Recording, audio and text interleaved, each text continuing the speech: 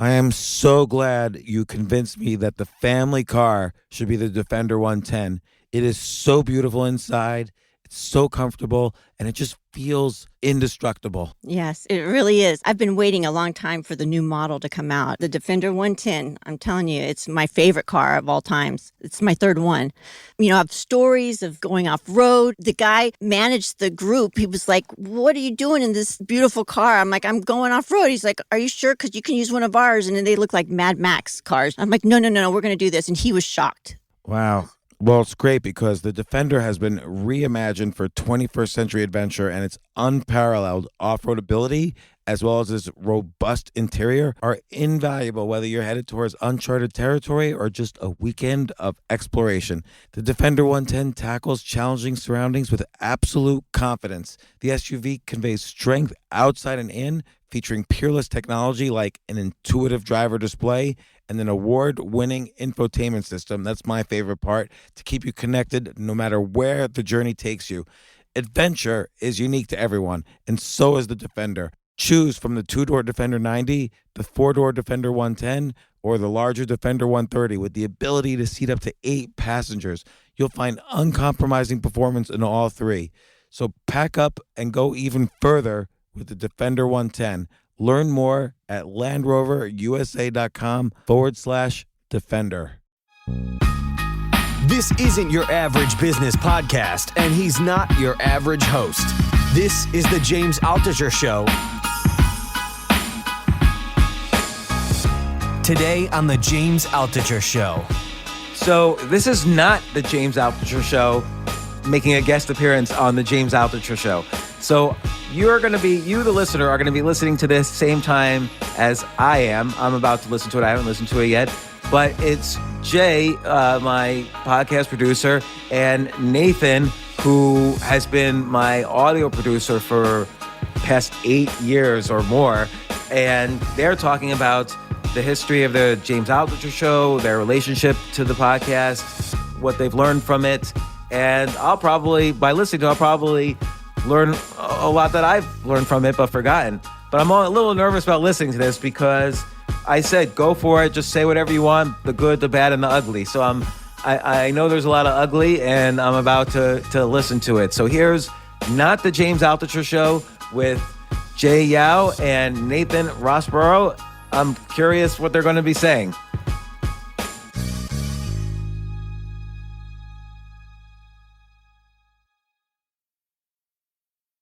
Welcome to not the James Altucher Show, but I'm Jay, the engineer, and we have Nathan here. Hi, Nathan. Hey, Jay. Thanks for having me on today. I'm trying to see how would James introduce you. If people tune in and then they didn't find James on the episodes, I'm pretty sure that's going to be pissed.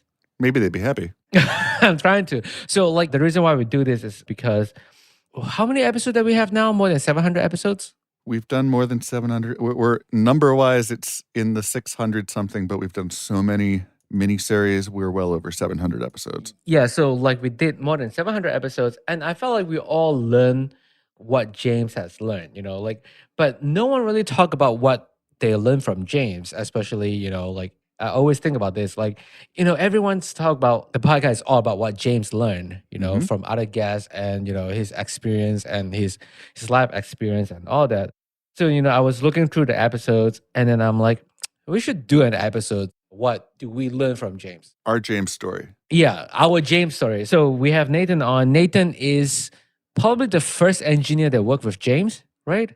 I don't know if I'm the first, but I've been working with James since 2013. Right. Did you start out with Choose Yourself, the book, the audio book? I did. So James and I met when he was recording Choose Yourself. He was self-publishing and he decided to go to a recording studio and make an audiobook version. And I happened to work on, I think it was engineering some of it, and I maybe edited some of it. My friend Zane, who's a great audiobook director, had directed the session. And that was, James really trying to test out doing a new product. Some people love it and some people hate it. He talks often about how that audiobook he released was, completely different than the book itself. So creating a separate product. And it's been an interesting journey of kind of swashbuckling, rule-breaking journey through publishing and media for 7-8 years now.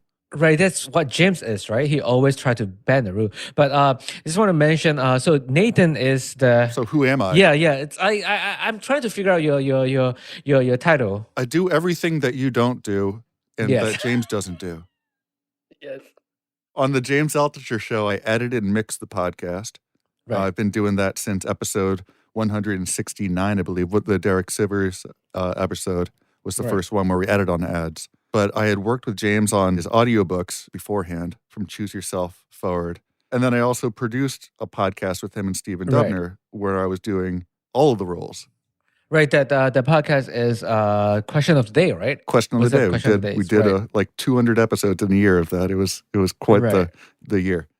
I don't know if you were involved in this. Who came up with the idea of, for the audiobook for Choose Yourself? Did James just came in and like, oh, this is how I just want to do it? Yeah, I think James he was experimenting with self-publishing, Right. and he had just kind of took it upon himself and said, I'm going to figure out how to release this. Let's just record something and do it. Because he had been releasing podcasts, like early podcast episodes of the James Altucher Show, I think, and Ask Altucher, what he was doing with Claudia at the time. They were just recording on their phone, in their car, whatever. Oh. So he was having some traction of recording guerrilla style or non-standard and seeing people were latching onto it and being like, okay, well, I can just do whatever I want, really. Oh, I don't need to follow these rules anymore. Who's to say I can't do this? See, you have been recording, Audible for so long. Do you think that sort of, invented like a new format for audiobook? Has any other people done that format since then?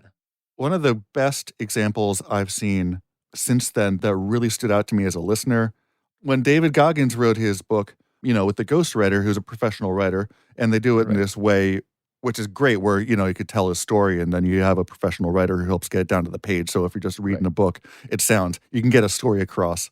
But when David decided to do the audiobook, he went to a studio out in LA, Dion Audio Services, and he and his ghostwriter sat down in booths next to each other, and his ghostwriter was reading a lot of the book. He would like read a chapter of the book in David's voice in the first person, and then they'd stop and they'd have a conversation with each other after the Right. chapter, and then they'd talk about the story and what was going on and all this stuff. What the bonus things were like, what didn't make it into the book? Like what didn't we put into the text that happened in that story that we want to know? So that Right. was a great example I've seen recently. That was really kind of like, here's an audio version. This is the book. But Right. here's something else, and like let's express it in a whole different way where we can just kind of like give instant feedback, instant bonus material. James and Right. I are doing that on Skip the Line right now. Oh, so yeah. I happen to work on the same time. James added a bunch of new like audio only stories in Right. his upcoming book that way. I too. think this is one of the thing that we could learn from James. Also I learned from James is he say this a lot of time. It's a bunch of times the spoken wheels right here. Yep, spoken wheel approach. Yeah. So you have a podcast or you have a book, and then you do an audiobook of it. Add something extra and something bonus into it. So if you have one thing that you're doing, then just focus on the one thing. And then, like James always say, wake up every day, write down 10 ideas. And if you're focusing on one thing, write down 10 ideas of how you could expand your one area of focus. Mm-hmm. I agree. So I work with James and Stephen Dubner on their Right. projects at the same time, both together and separately. And of course, James and Stephen have been great friends, and they were playing backgammon, like they were seeing each other all the time. So they were kind of cross-pollinating ideas between themselves as authors and podcast hosts. And that I saw James, what he's doing with the spoken wheel, I learned from him, and I think he learned that from what Stephen Dubner with the Freakonomics team was doing a few years before, when their podcast really was breaking big. It happened around the time he's mentioned, around the time their third book came out, the third Freakonomics book came out, Think Like a Freak. But the book Think Like a Freak was a book of collection of their blog posts from the Freakonomics blog. So they were taking things that they had put out in one format that had traction. They said, hey, we can find a whole different audience in our Freakonomics readers and put this into a book. And then Stephen Dubner came and he was reading the audiobook. He comes, they turned that into new ways to launch an audio version of their blog posts, which are turned into a book, back into their podcast listening audience who might not have read the blog. And then you're reaching your entire base with stories that might only have reached one audience, but being able to make money in a non-manipulative way further your career by just expanding your knowledge base out to your audience in a whole variety of formats. So James is doing that right now, and he's been Right. preaching that method out. I don't think the Yep. Freakonomics team ever preached it, but James kind of learned that idea. And then what I think is amazing is that he's shown me just like, you shouldn't be afraid to just share the idea, give it away. It's like, Yeah. he's doing it. He's doing it on his own. He's doing it right now, and he's telling you all about it. And he's like, and that's okay. You can do Yeah. it too. And if you can do it better, make more money, good for you. You should Right. be abundant with your ideas. And normally that works out better than being a jerk. Yeah, that's what that's what James preach all the time, right? Just give out your idea. Write 10 ideas down and give out your idea or share your idea with people. I always remember he said like, oh yeah, people say ideas is dime or dozens. Executions is everything.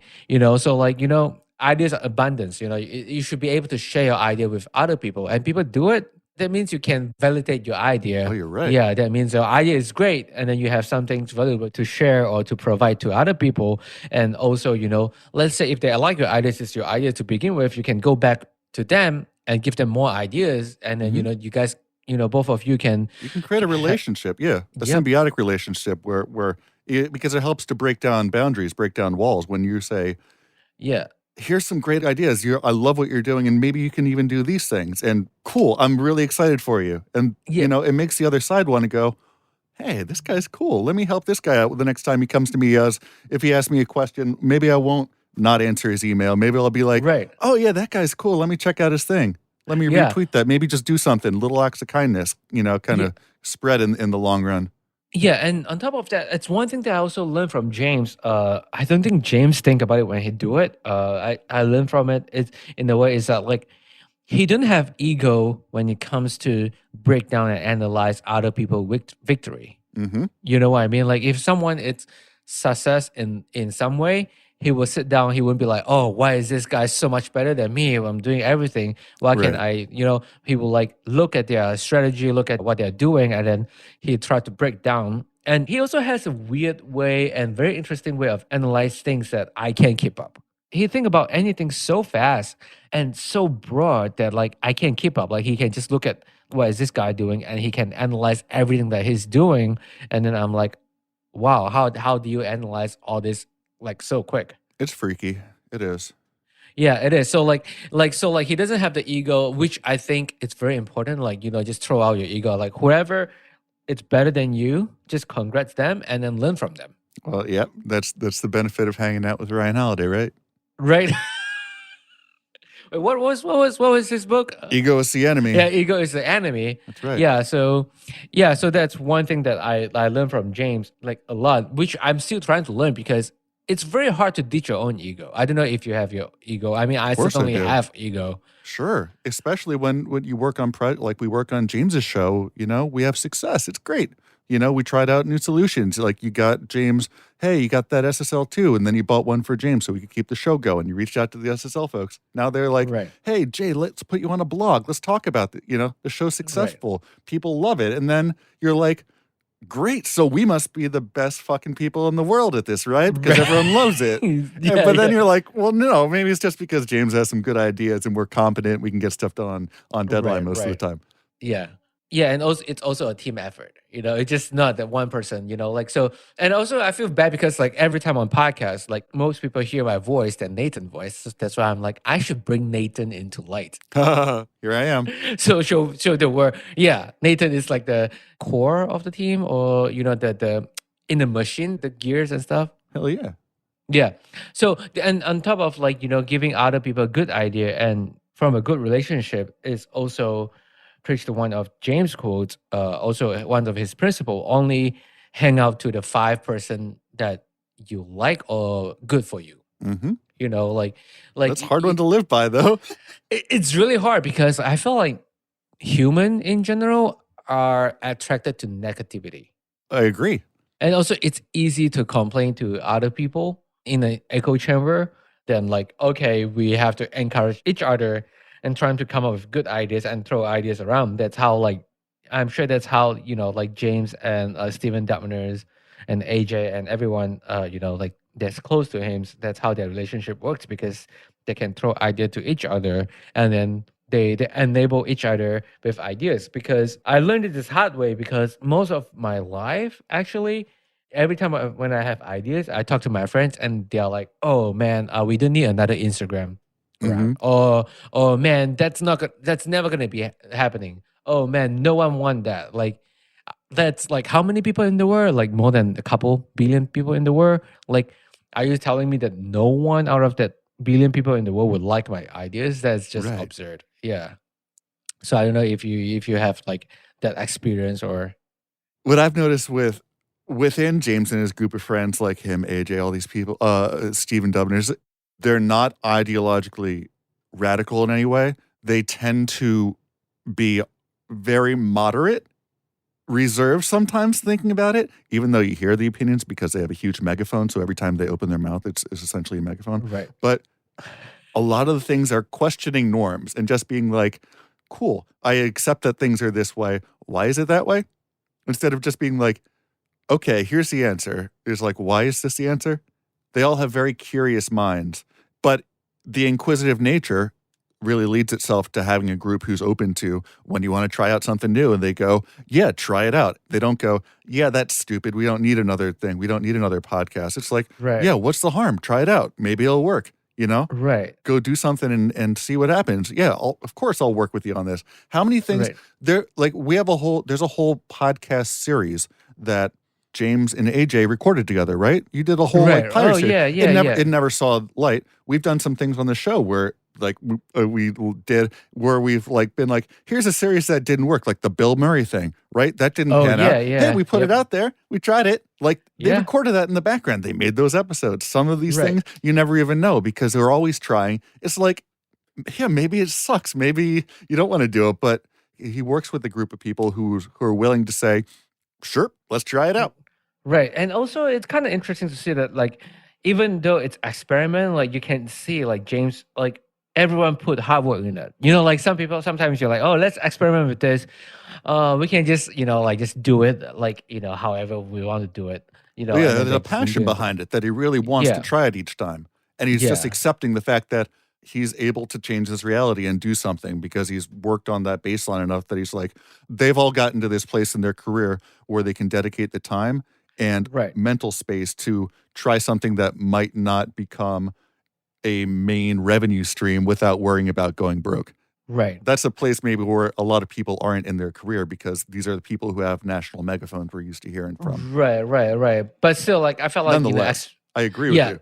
yeah. But like, I felt like experimenting while you are free and while you have downtime, it's Mhm. still always good because like rather than sitting at home, watching TV and reading books. Not that I read books all the time. I watch TV all the time, but like rather than sitting at home and not doing anything, I felt like it's always good to like experiment with whatever ideas you have. Like Mhm. I know some people would say, "Hey, this sucks," but I mean, if you do it and it turns out great, people come back and say, "Hey, good job." But I have another question to ask you. Like, how do you get to work with James? So, like, you work with James on the audiobooks. How do you involve in the James Altucher Show? Did he just like, hey, I like you, Nathan. You did great. Work for me. Yeah. So I was just trying to be good at my job and not be a dick. So I was working at a voiceover studio. I ended up working with James. We got along.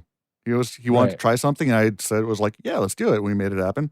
And the same thing. I ended up working with Stephen Dubner on his audiobooks, Right. on the Freakonomics, and he was like, hey, I really like working with you. So those things were happening, and then shortly after, in 2015, I got a full-time job being an audio production manager at HarperCollins, which is what I do as my Right. day job. And Steven had reached out and said, hey, I'm working on this. I just piloted this new podcast with my buddy James. I said, I know James. I worked on his book. Right. Like 4 of his books in that time. And he's like, cool, we're doing this thing. Do you want to be the producer? And I said, sure. So I went over to Midroll and I interviewed with Chris Bannon and Greta Cohn, and I took over that thing. And we're putting out 3 to 5 episodes a week of this show. Mhm. And on top of that, Stephen was doing Freakonomics with this full team. James was Right. doing the James Altucher Show just kind of by himself. He wasn't monetizing that at all. But with Question of the Day, we were going through. We're on Earwolf, Midroll. Everything was monetized. We had a business plan. The whole thing was set up to be, a business from the get go, something to make money and launch on a podcast network that was one of the very few podcast networks at the time. Mhm. And that really exposed James to what could be like what you could do in the podcast market. So at the same time, his podcast wasn't making any money. They weren't monetizing, and he was doing it with our friend David Newman, and he and David were, had started up his newsletter business. So they were working on this stuff, and they were putting out the show for nothing, but they were, thinking about, hey, how can we monetize these revenue streams? How can we do something else? And it's like, well, podcast, monetize this podcast we're already putting out for free. People still don't have to pay for it. They just get to listen to ads. It'll get some credence. So where did James go when he wanted to figure out how to get set up with ads and what these things were paying? The guy was already producing his podcast with the ad broker. Right. Nathan. That's it. It was simple. It was just like, hey, so do you want to do this? So David Newman reached out to me. He said, hey, Nathan, meet Pamela Rothenberg. Pamela's going to be, producing the show. She's helping getting guests, do all the logistics stuff. I was like, great, because I don't have time for that. So it was like the one less thing. So I was just worrying about the edited mix. We were recording remotely at times, different places. We hadn't, the recording strategies developed and changed over the years. So I joined on. It just kind of happened naturally. And I ended up working on this show ever since, and then working again with Steven on Tell Me Something I Don't Know a few years later.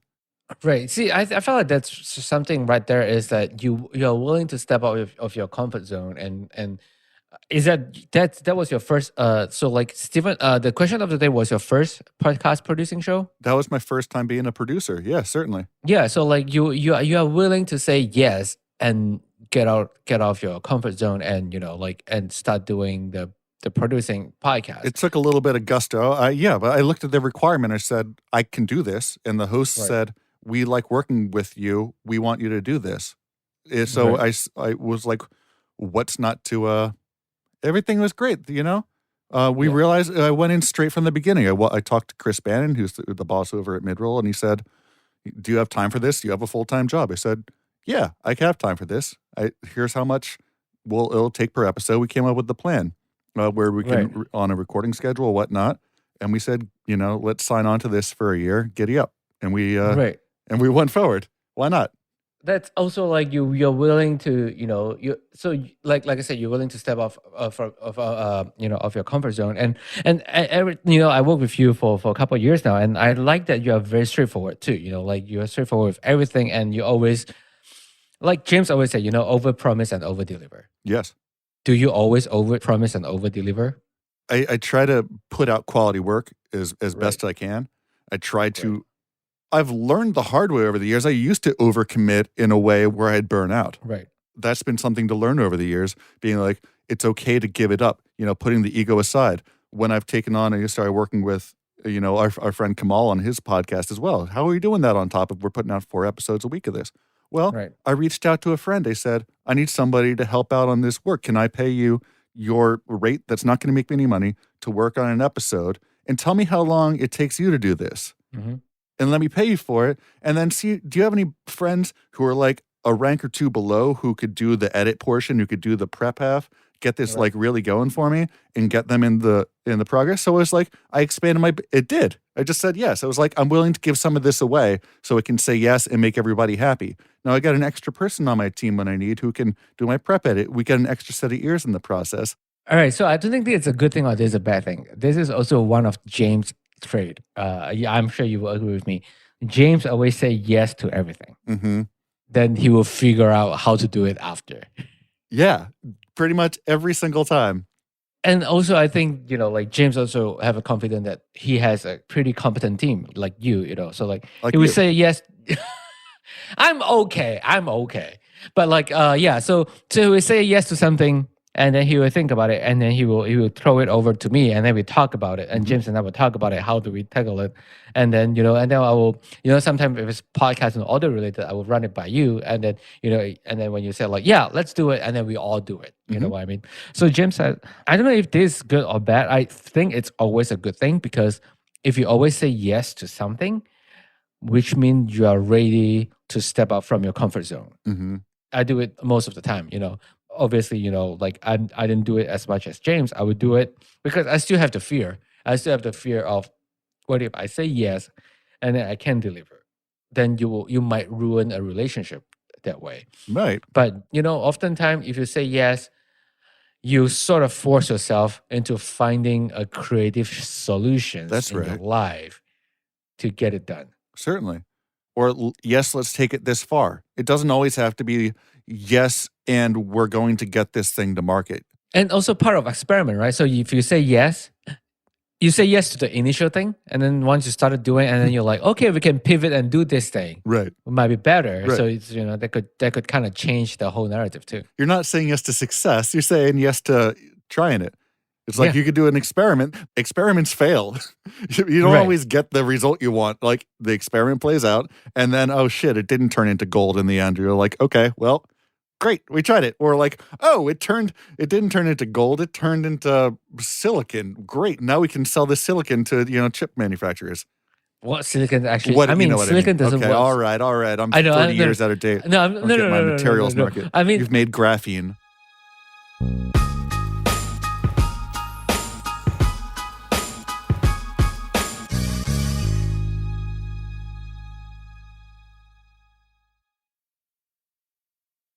you've been working with James on the show since what, episode 100? I think How much again? 159, 169? 169. So like, do you see anything change since then? Well, the format has changed a million times, it feels like. Yeah, so because I joined pretty late, right? I joined maybe like 6 months after. I think when we first met, you were engineering the question of the was it James No, I show? didn't. It was we started booking it's- you for James's show at Sweet Sounds. Yeah, We started but working. We're doing stuff for Question of the Day as well. We're doing Yeah. both shows.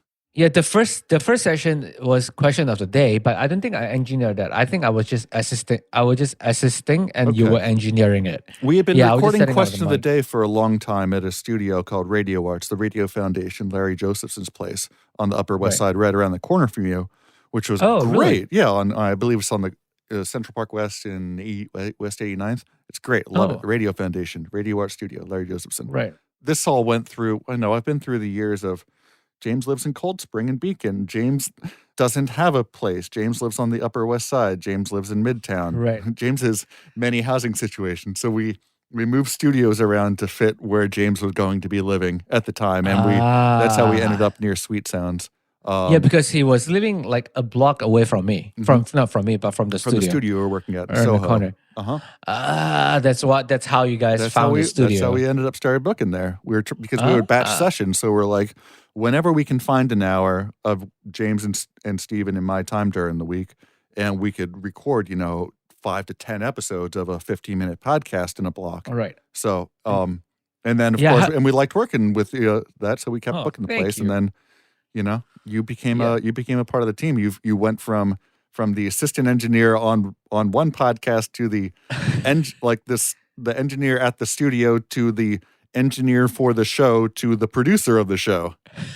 It's kind of crazy. Like so James and I have this story that we came up with. Like every time when people ask how do we meet, like we say like James actually just found me on the street off fresh off the Chinatown, boat yeah. of Chinatown. Doesn't know any English, and he took me in. And then he see you're Asian, you're good at math and science and computers. You can do this. But yeah, Then he our real realized he story- was just good at podcasting. just look at policy. But I have to say, like the first time I met you is the first time I actually working on a podcast. Like I heard about podcasts before. I never worked on podcasts before. That's how I met you on Question of the Day, and then you guys started booking the studio. I remember the first episode was James with Jesse Isler on Wow. the James Altucher Show. Yeah, that was the first episode, and then I'm like, this is cool. I want to keep doing this, because I was an introvert before working on the show. So I recorded that episode, and then a couple of weeks later, I recorded James with AJ to talk about experimenting. Yeah. I'm like, okay, now I have to keep working on the show. And then you might not know this, but I actually told my managers like, hey, every time when James booked the studio, put me on it. Great. But Yeah, that's because I want to be awesome, an though, engineer. because it makes it easier to have the same team working on it. It makes it so Right. much easier. You go back to the studio and it's like, hey, there's Jay. And, the host is already comfortable with Jay. Jay already knows how to set up. Jay knows how, it just makes the whole process easier when you have the same team. It's good that you Right. did that. You stepped up and you said, "Hey, I wanted to do this," and now you're in charge of the team. You know. Thank you, thank you. I try to. I'm very bad at managing people, but I still try to. So like from there, so like I think what really pushed me the edge, because like even then I was still kind of contractor freelancer in a sense that, because you guys still moving studios, Right. right? Because you go to Sweet Sounds, you guys go to Hangar. Right, because So- the all that mattered was the post production was happening on the laptop On that your- was wherever my body was. And I remember the laptop was Alienware. Yeah, Alienware, please sponsor this episode. yeah, it's sitting right next to. I have my current laptop sitting on top of that laptop right now. I'm like, well, I mean, if Alienware want to sponsor the episode, I don't mind them sending me a couple gaming machine, you know. But yeah, anyway, but what really pushed me off the edge is after maybe, was it a year or maybe 6 months, Sweet Sounds announced that it's closing. That's right. So Sweet Sounds closed, and then I'm like, crap. Mhm. I'm gonna be out of job. I need to find jobs. And then I remember You went to a different studio for a little bit, right? You went to MSI. No. No. Or you No, were booking. so- You were booking a different studio. You were booking James through Yep. there for a little bit. You were just like, "Hey, James, I'll engineer the show. I'll find Yep. you the place. Don't worry about this. Let me take this off your hands." Yep, that's exactly what I did. That's great. Thanks for doing yeah. that. You're welcome. Because like I don't remember which episodes, but they were talking about like, you know, you can always ask. And then there's one episode with Chris Voss about negotiations as well. So I was getting ready to learn Oh to my use other gosh. technique. I'll But, you know- I'll tell you, my other life in HarperCollins, we Right. published that book, so I worked on that when it came out, and I've read it so many times. It's incredible. Like Chris, that book has been the most helpful book, nonfiction do you book, s- maybe. Do you still read them right now, or do you dig it up and read it every couple months, or do you like read a couple times? That's and- one of the few books that is like a handbook for me. That it's always the examples are just so. I go between like that and then like the Stephen Covey, 7 Habits of Highly Effective People. Those things are Oh, like yeah, the good right. like moral kind of stories mixed with actionable advice that seems to be able to work at the get go. And both of them, the whole thing is basically just like empathic listening and, Right. and being like, you're not negotiating against them. You're trying to reach the Right, solution, but the the solution solutions, has yep. to be a solution that both parties want to agree to. Right. There has to be something that appears to be win-win. Wait, so I'm really curious. So like, do you remember the episodes when Chris was on James? Yeah. Like, yeah. So do you learn anything extra from the podcast, or do you like oh yeah, this is exactly what I expected it to be? The interview with Chris Voss really enhanced what I had learned from the book because I got to hear James ask questions because he likes asking the most naive type questions just so he can hear an answer, just be like, why? And you don't get the opportunity when you're reading a book. You get the examples that are given, and the examples are great in a really well written, practical book like that.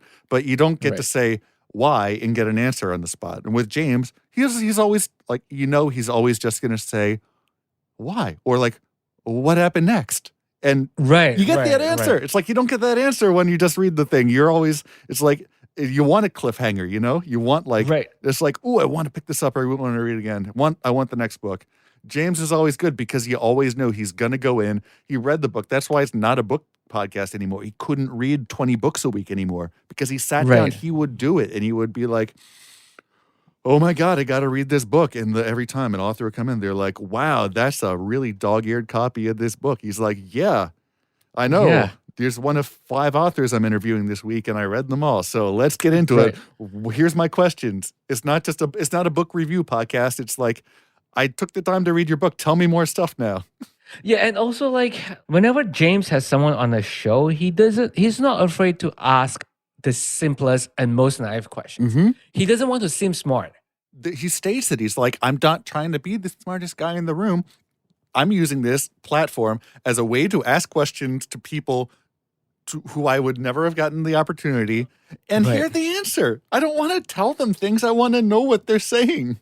Yeah, and also like I don't know if I don't know if this happened to you, but it's happened to me. Like I find it really hard, really hard to ask the simplest and most naive questions. Mhm. You want to You know, try to be because like smart. You want to be like, yeah, hey, I've got you in front of me. Now I need to ask the good question. And sometimes the good yeah, question's just like, yeah. It's yeah, and also like the just how quick he can to form a questions right on his head. mhm. I never have a sessions that I came in that I recorded James on has a note and paper in front of him, and I'm gonna ask this question. I'm gonna ask the question. I'm gonna ask the question. No, No, never. none of it. No, it's a Never. conversation. It really worked. It was refreshing. I remember like Right. when James and I would work together on the Upper West Side, and sometimes we'd hop in a cab together Right. after because we're both heading downtown to wherever. He's always like that. He's always Right. asking why, and it's really hard to keep up. And his brain's going so fast. I'm just like, I don't know. No. I don't even. It's amazing how he's always James on the show is just James. It's not Yeah. it's just the he's the And then like Brian Grazer, right? right. Just curious Yeah. mind. And he yeah. No, I see why you do that. I Ba-dum. heard about the show before. But James is also fascinated. It's also he's probably one of the few people can actually translate what I'm trying to say. Because like, I have accents and I think I have some speech impairment too. And then, English is my second language. So sometimes it takes me a while to sort of express my ideas over, but James get it right away. Mm-hmm. It's kind of crazy, like how fast his mind works, and like he can sort of see what you were trying to ask or what you were trying to express. Well, so get back to the show. Like, Mm-hmm. how have you seen the show change? Like, I'm sure like you worked longer than me, and then you edit pretty much all the episodes Everything. since 100 Yeah. and Most of it. plus episodes. Pretty much all of them. I don't think it's most of them. I think all of them. You pretty much edit all of them. No. Yeah. Yeah. So like, how have you seen the show change in terms of format and Yeah. I mean, in everything? terms of format, it was a business show, entrepreneurship, that kind of stuff. And it was just James getting a platform out there, is going alongside his newsletter business that he had started up, which was giving advice. Right. And that's where it started off because that's the business he was in at the time.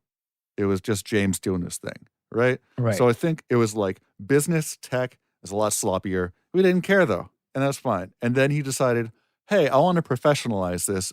A way to get better guests, a way to get better respect, more people listening is to standardize the format so it looks like shows that are being produced by companies. So we did that. We upped the production value. We hired me Mhm. to do post-production. He hired Pamela to help him with all the production aspects. And we worked out a release schedule. Okay. We worked out hosting, just everything. We went through a period where it's like, here's where it's going to go pro. And then he went up to like, okay, I said, well, let's host through Libsyn. I had a standard. It's like, here are the audio standards. Here's what we need to deliver the audio at. Here's where we need to put these mid-roll ads. Here's Right. how we're going to set up music stings in and out of our breaks to and from the show. Are we going to put previews up at the top of the show? Who's going to come up with that? We came up with a formula of how we're going to create a repeatable episode that sounds good no matter what, the volume, everything. And at that point, the show started pivoting a little bit. And a lot of it, I think we started adding a lot of books at that point. Well, what do you mean by pivot? Like how does it pivot? Having an extra person on there, having Pamela working, dedicating herself to the show, she was able to reach out to a lot more correspondence because we know James hates emailing. So Right. if you're going to have a guest if you're going to have a show releasing on a regular schedule, you need to be able to keep up correspondence, right? Right. You need people to come on because the show it wasn't very often just James talking. Right. It became much more of a regulated guest. Like we need to have X amount of guests on. We need to get these things booked. We need to have, however many shows in the bank so we can keep production rolling.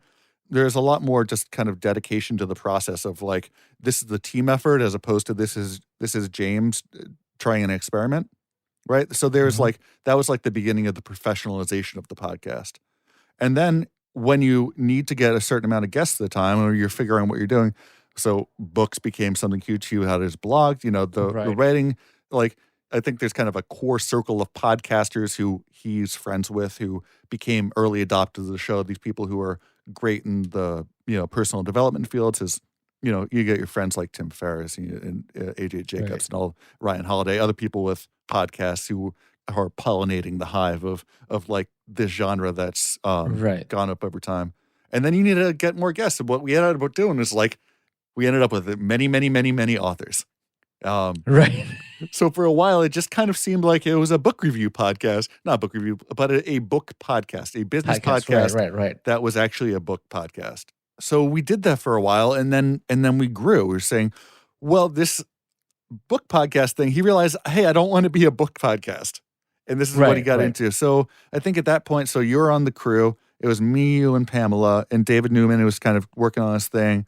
And then I think we added on Steve at some point. So Steve came on. Oh, right. Yeah. So Steve Cohen, producer extraordinaire, came on, and Steve came from a different background, right? So Steve came from a background where he's booking celebrities. He's booking people across all formats of media for morning shows, for news media. He had like the largest Rolodex in the world, and he knew all the agents, he knew all the clients, he knew all that stuff from a much deeper level on an entertainment background as opposed to the tech background. That as opposed to James is just inner circle and being like, oh, here's someone interesting. You know, a lot of the beginning it was like James being like, here's who I want to have, but not really knowing. He would reach out to get guests on there, but it was from a different way. And then it pivoted when Steve joined the show to being something where we're getting guests. Like we're getting like, you know, hey, I don't want to be, here's how big we can get with X.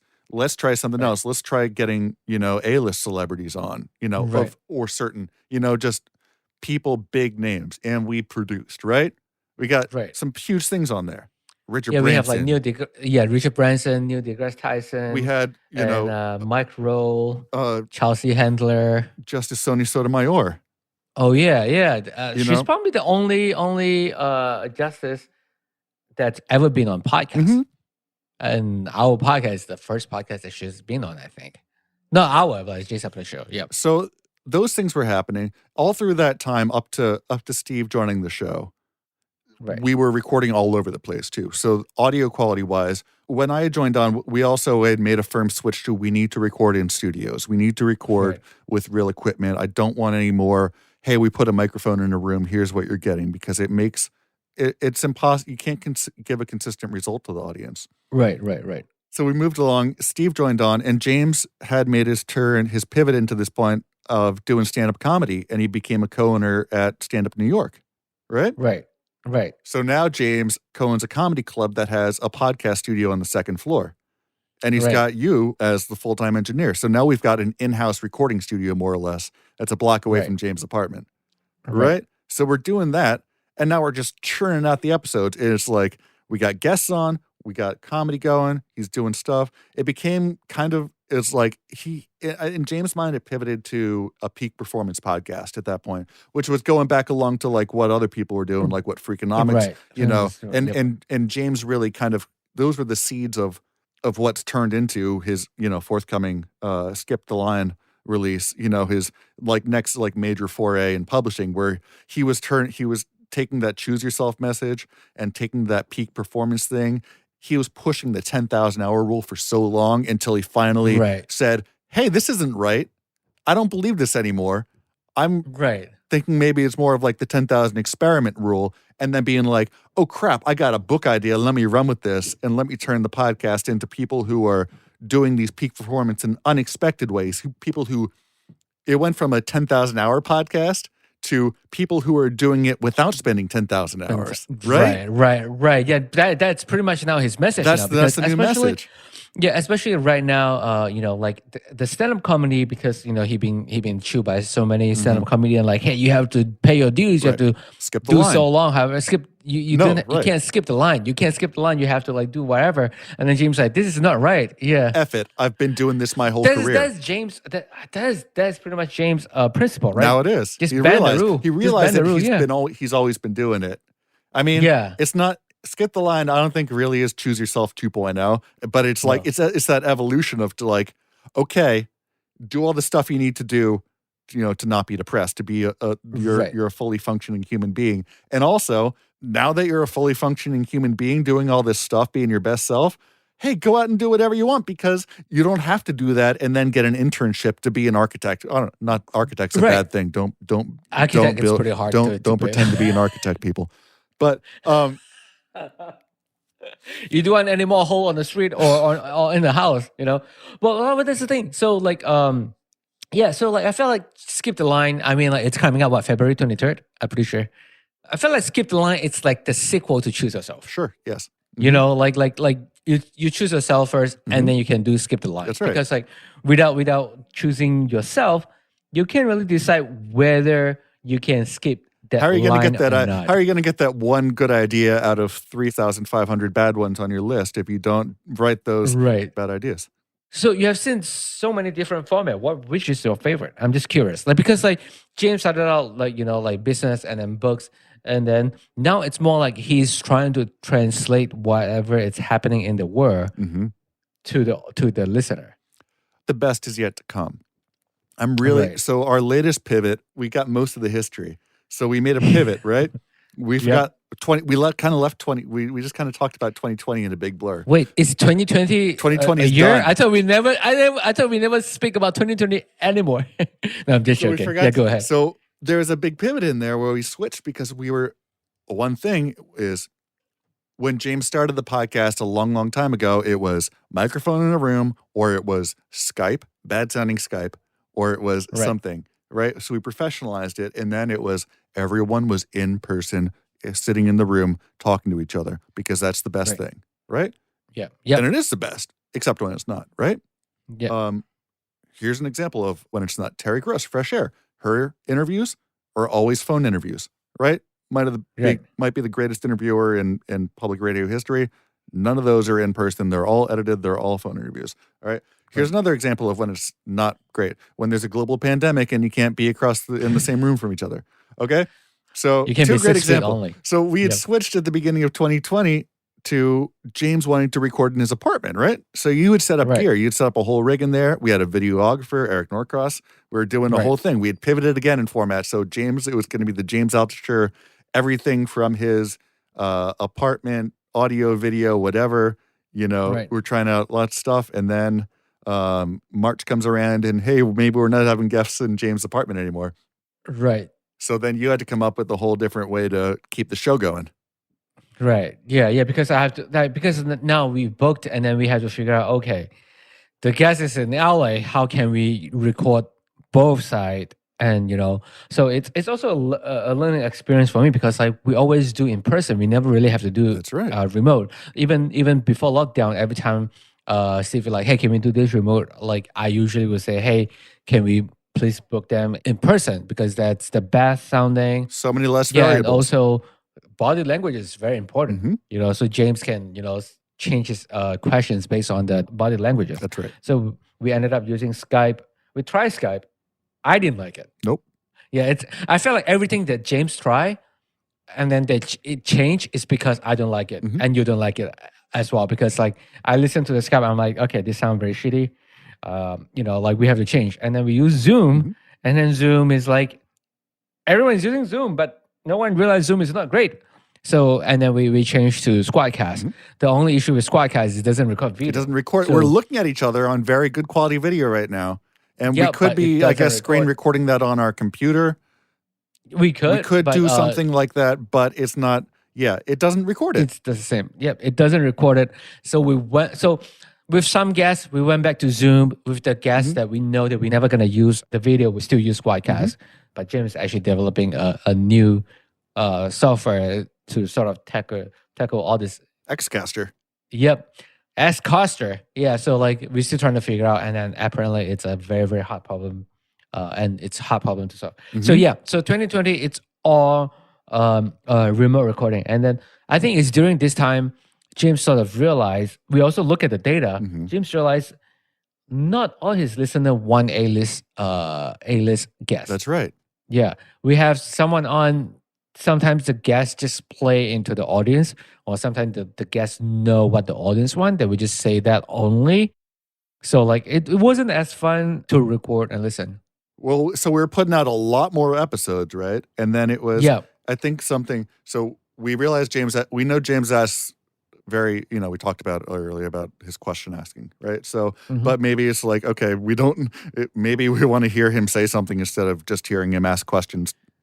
Right. So because he flipped it around. He's like, oh, because he started doing some episodes when he was in his apartment. He had some friends Right. on, and they Yeah. would be, like Brian McFadden, or they'd just be chatting, and there would be a lot more James input instead of James just Yep. cutting somebody off saying, "I'm sorry for interrupting, but here's another question."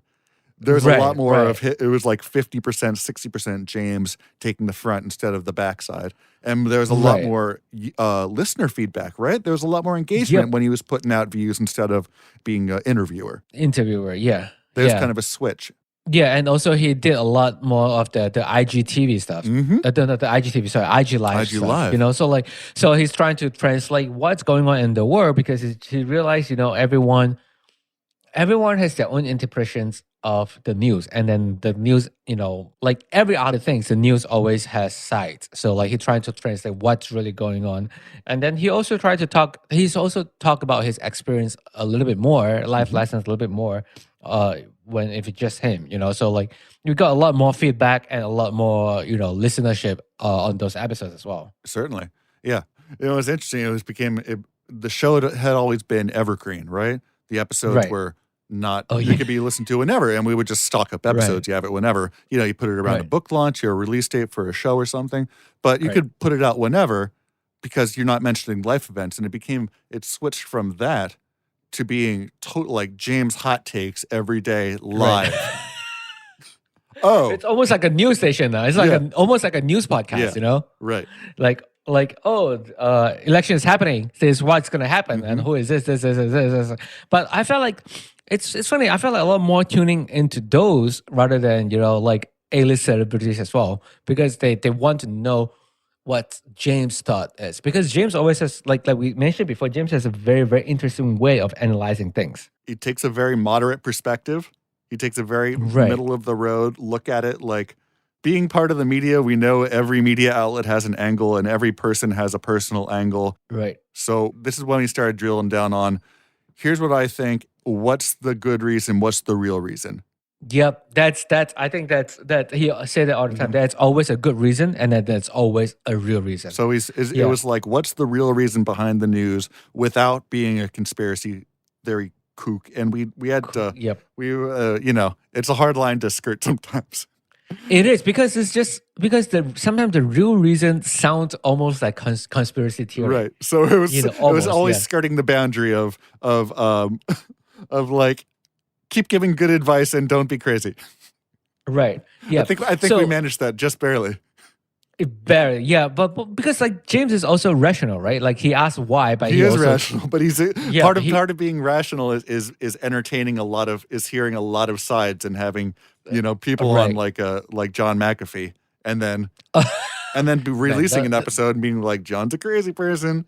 I have We're not I have to releasing say- another episode. Like we have one big episode that has never been released. Yo, right. We have the episode. I almost forgot So about that. there are other things, but it goes the other way too on both sides of the political spectrum.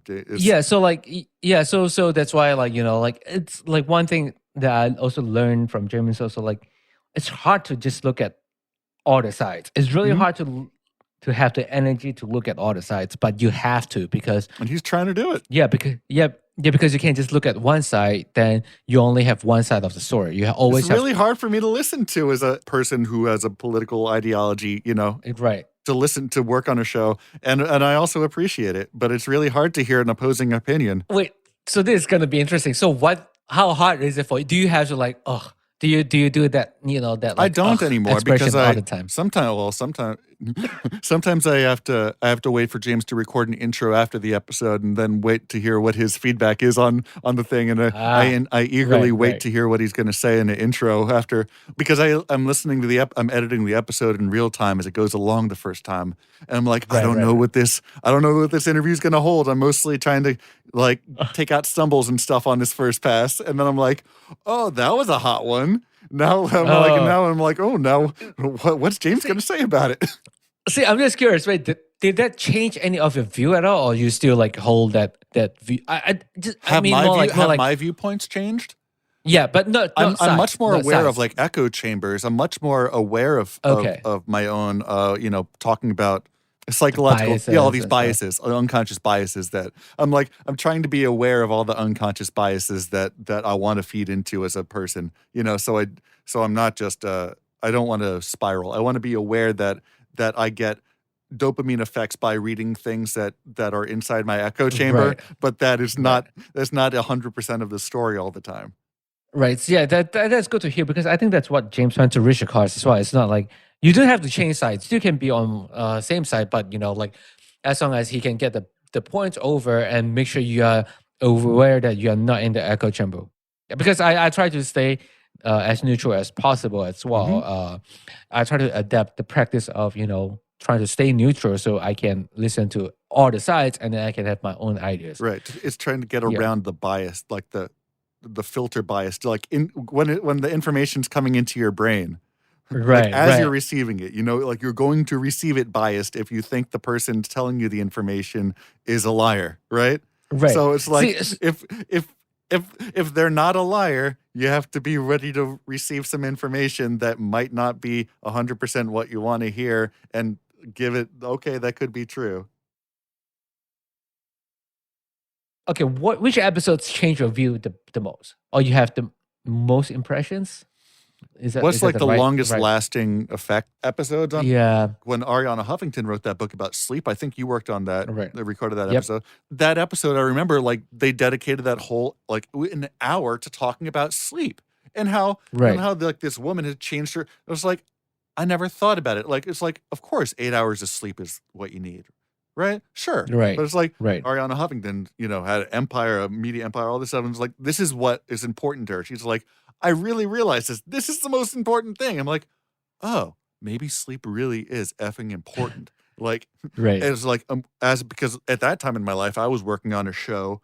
I was doing all my editing at nighttime. I was working 2 Right. full-time jobs. I was producing, like my own business where I produce podcasts, including working on this one, and then my full-time job and having a wife and kids. And I was doing all my work at 11 midnight. I'd always send in episodes at 2 a.m. because that's when I was working. And I'm like, oh, hey, Ariana, maybe she had a good idea where like, oh, maybe like take some of this stuff to heart instead of just trying to get it churned out. Like, Do you sleep 8 hours of the sleep nowadays, 8 hours? yeah, my current schedule is my wife and I put our young kids to bed around 8:30, and then I get up at 5 and do my podcast work in the morning, typically from about 5 a.m. until 9 a.m. So you do. So I you get do 8 hours of sleep 8 sleep, and hours, then I yeah. work. I've learned that I work better in the morning when I'm not Okay. right. You're gonna do better. Right. It's your brains and your ears are better in the morning. So And you're more creative. more too creative in morning. the morning, and there's less distractions. You're not thinking about all the stuff from the previous day. I've become very boring, but I've done that. Now I Man, go to bed early. It's I sleep fatherhood, man. hours. Fatherhood. I work diligently on win business in the morning, bright and early, Right. and then I work very diligently on another business for another 8 hours, and then I have personal time for 4 hours, and then start at repeat. Wait, so you haven't so it's Ariana Huffington the It's not. the No, episode? it can't be the answer, but maybe it is the answer. Yeah, because if you talk about it, it should be your answer. I mean, It's something. It's something that's like that episode Stick happened with like you. 4 years ago. right? Maybe you were saying maybe like in 2020 those episodes maybe you might not learn more. My Maybe you mindset has just changed in 2020. yeah. Like the episode in 2020, maybe you like the episodes more or maybe more impactful, but the most I wouldn't say important, the one that leaves most impressions. That one hit me in at your a brain. time when I needed it. It was Right. one of those things Yeah. where maybe that message isn't the strongest message of the show. It was a good Right. book. She was a good guest. Yeah. It was great to Yeah. have her on. And at that time I really needed to hear somebody to say, get some sleep or you're gonna screw it all up, and here's some evidence. And It's just like great. Oh, It just- yeah. it's just like finding a wife, right, or a spouse. You need to like, hear it from the somebody timing else. is right. Yep, the timing is right. Wait, what It's is the called opposite of time- having a spouse. Right. Whenever a spouse gives you advice, you ignore it. You want to No, say? I mean like About finding a spouse. it's like finding a spouse. It's like, the timing is right, location is right, and the mindset is right. The three things collapse. Yeah, but then Yeah, once you have the spouse, you need to work on a podcast so you can hear other people tell you the advice that your spouse is giving you, so that you want to take the advice. Is your wife going to listen to the podcast? I hope not. Then she'll know that she's rattled along. Okay. So what do you think the podcast is going to go? I'm just curious from your take. Where are we going from here? Yeah, I mean, like, I know where I'm going from here, but I'm just where's curious. the podcast go? I don't know. Where is the podcast going from here? I think it's just going to be more James, I think, because I feel like we just realized a lot more people want to listen to James rather than the guests. Like how many people want to, how many podcast, you remember what's his name? Matthew McConaughey? Yeah, he was on Everyone podcast, and I asked James, do you want him to be on the guest? And then James is like, I don't know. Like he's been everyone's podcast, and then sounds like, yeah, what am I going to ask him? So we thought about it right on the podcast as you get big guests, you're going to get some big numbers, you get some big polls. Right. And what we found over time was the big boosts weren't lasting boosts, right? It's like, yep, okay, maybe somebody really loves Matthew McConaughey and they're going to listen. right, And it's going to be a good interview. But the likelihood of that person converting into a subscriber to this show, just because they're a diehard Matthew McConaughey fan and he appeared on the show one time, it wasn't. The results weren't lasting. There would be bigger spikes. right, It's like maybe that you got your ad goal. Okay, you're going to get paid on that ad sale because you got all the impressions, right, from that one thing. right. But it was just like, it wasn't lasting. It was spike, spike, spike, spike. And those weren't the episodes James liked the best. He's like, hey, Yeah. this got me some listens, but they weren't long listens. I Right. might have rather spent that time, not with any guest in particular, but being creative instead of being like beholden to saying yes to this big guest so we get some big numbers. Right. Yeah, I think that The numbers weren't James numbers. They were guest numbers. Right. He's like, The guest it's numbers, the James yeah. show. What? Yeah. How do we do things when nobody's available? You know? it's crazy because I have to say the top three guests that James favorite and also listener favorite based on the data Mhm. is Jordan Harbinger, Jordan, great. Because he's the real person. Scott Galloway. Scott, Yeah, and it's funny, like everyone hated Scott. Somehow people still love Scott. Mhm. These two, and then there's one more that I can't remember. Oh, Jocko Willing, sorry. Jocko. Willing. Love Jocko. Yep. I love Jocko too. Oh Yeah. man.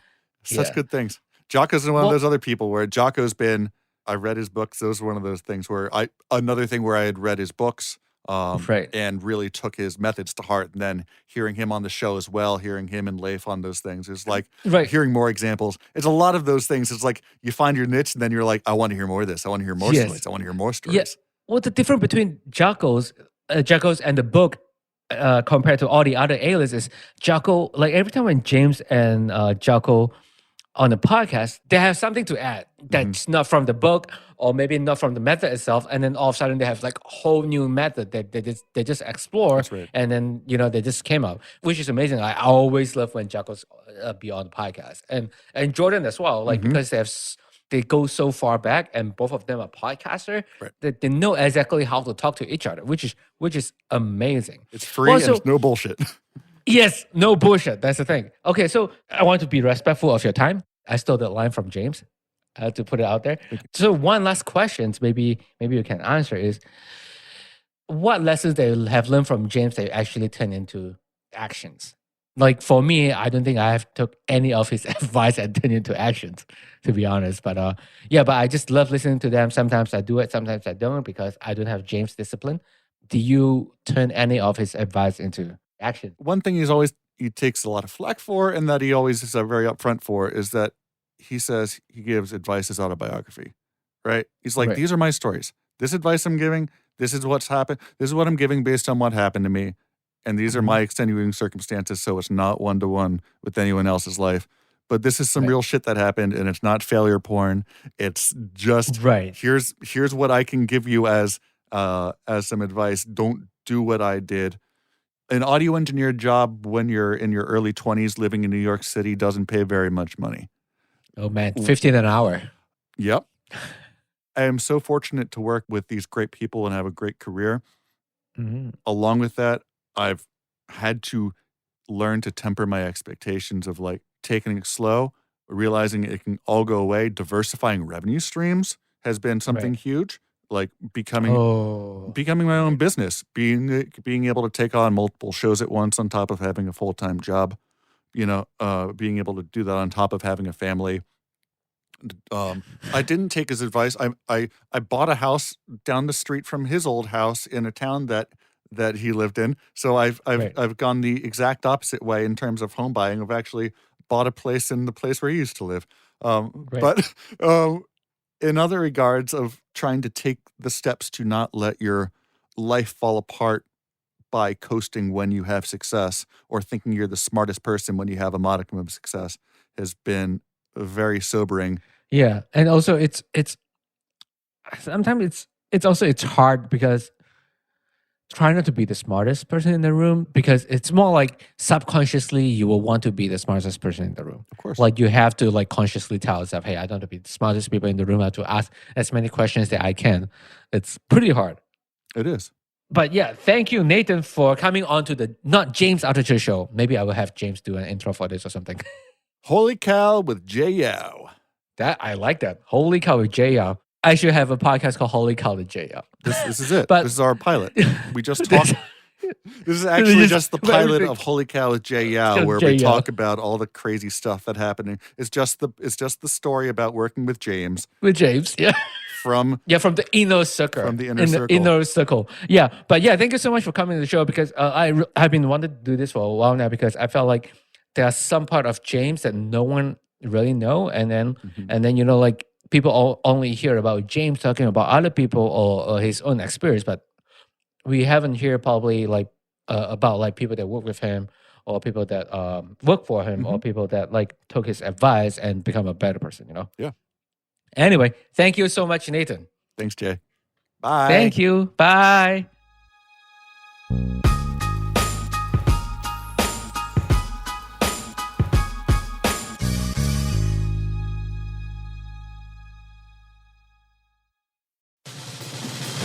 These days, we're all investors, trying to be smart with our money despite our worst impulses. But at iShares, we believe that deep down inside of every investor is a better investor.